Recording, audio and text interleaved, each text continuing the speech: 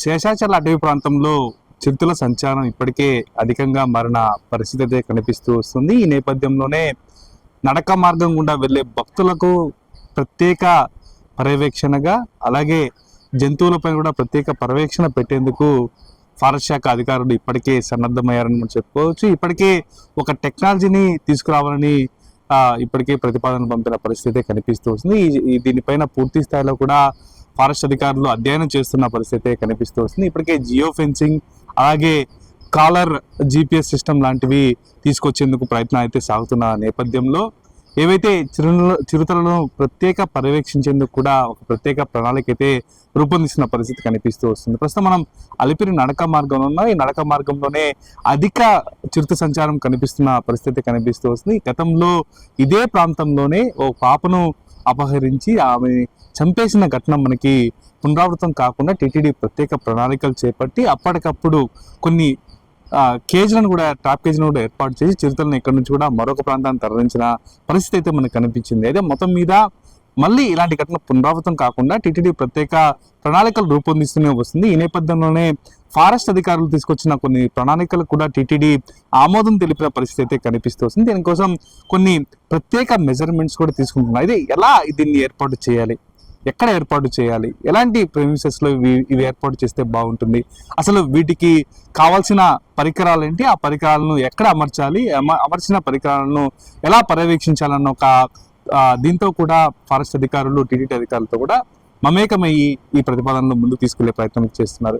ఇప్పటికే geo fencing అనే ఒక ఏర్పాటు చేస్తే మాత్రం ఖచ్చితంగా చిరుతలు ఎక్కడున్నా సరే వాటిని గుర్తించే విధంగా కూడా ప్రత్యేక ప్రణాళిక రూపొందించవచ్చు. దీనికోసం కొన్ని సపరేట్ సిస్టమ్ కూడా ఒక ఏర్పాటు చేయాల్సిన అవసరం అయితే ఉంటుంది. మొత్తం మీద 7వ మైలు దగ్గర అధికంగా చిరుతల సంచారం ఉన్న నేపథ్యంలో అక్కడ ఒక ప్రత్యేక సెల్ ఏర్పాటుకు కూడా ఇప్పుడు ఫారెస్ట్ శాఖ అధికారులు ఇప్పటికే సన్నద్ధమైనట్టుగా మనకు తెలుస్తూ వస్తుంది. ఈ నేపథ్యంలోనే అక్కడ ఒక ప్రత్యేక చిరుతకు సంబంధించిన సెల్ ఏర్పాటు చేసి అటు వన్యప్రాణులకు, ఇటు నడకదారిన వెళ్ళే భక్తులకు ఎలాంటి సమస్య రాకుండా అధిగమించే విధంగా, ఏదైనా సమస్య వస్తే కూడా త్వరితగతిన అధిగమించే విధంగా కూడా ఫారెస్ట్ అధికారులు చర్యలు తీసుకునే విధంగా కొన్ని ప్రణాళికలు రూపొందించారు. ఇప్పటికే అక్కడ ఉన్న ఒక ఫారెస్ట్ ఆఫీస్ వద్దనే ఈ ప్రత్యేక సెల్ని ఏర్పాటు చేస్తారు.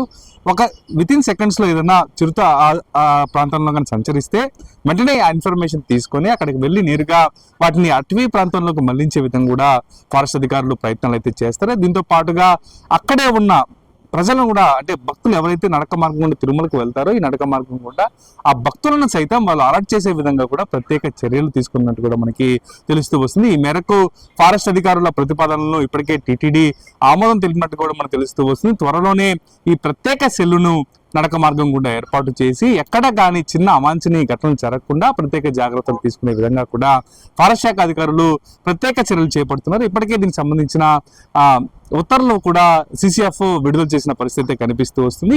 ఈ సెల్ ఏర్పాటు తర్వాత ఎక్కడైతే స్వేచ్ఛాయుతంగా తిరగాల్సిన వన్యప్రాణులు స్వేచ్ఛాయుతంగా తిరిగే విధంగా, అలాగే స్వామివారి దర్శనానికి వచ్చే భక్తులు నడక మార్గం కూడా వెళ్ళేటప్పుడు వారు కూడా స్వేచ్ఛాయుతంగా వెళ్లేందుకు ఒక ప్రత్యేక చర్యలు అయితే తీసుకోబోతున్నట్టుగా మనకి పూర్తి స్థాయిలో సమాచారం ఉన్న పరిస్థితి కనిపిస్తూ వస్తుంది. దీంతో పాటుగా జియో ఫెన్సింగ్, అలాగే కాలర్ GPS టెక్నాలజీ, ఇలా అనేకమైనవి, అంటే ఏవైతే సరే కొన్ని సెల్ టవర్లు ఏర్పాటు చేసి ఈ జియో ఫెన్సింగ్ టెక్నాలజీని అభివృద్ధి చేయడం, అలాగే కాలర్ టెక్నాలజీ ద్వారా ఆ ట్రాకింగ్ సిస్టమ్ను ఏర్పాటు చేసుకోవడం, వీటితో పాటుగా ఎక్కడ కానీ చిరుతలు వస్తే అలర్ట్ అయ్యే విధంగా కూడా కొన్ని సైరన్స్ మోగించే విధంగా కూడా ఫారెస్ట్ శాఖ అధికారులు ప్రతిపాదన తీసుకురావడం జరిగింది. ఇది మొత్తం కూడా త్వరలోనే అమలు కానుంది. అమలైన వెంటనే అటు భక్తులకు, ఇటు వన్యప్రాణులు కూడా సాఫీగా ప్రయాణం చేసుకునే విధంగా కూడా టీటీడీ, ఇటు ఫారెస్ట్ అధికారులు చర్యలు తీసుకుంటారని మనం చెప్పుకోవాలి. ఇది ఇక్కడ తాజా పరిస్థితి. Over to studio.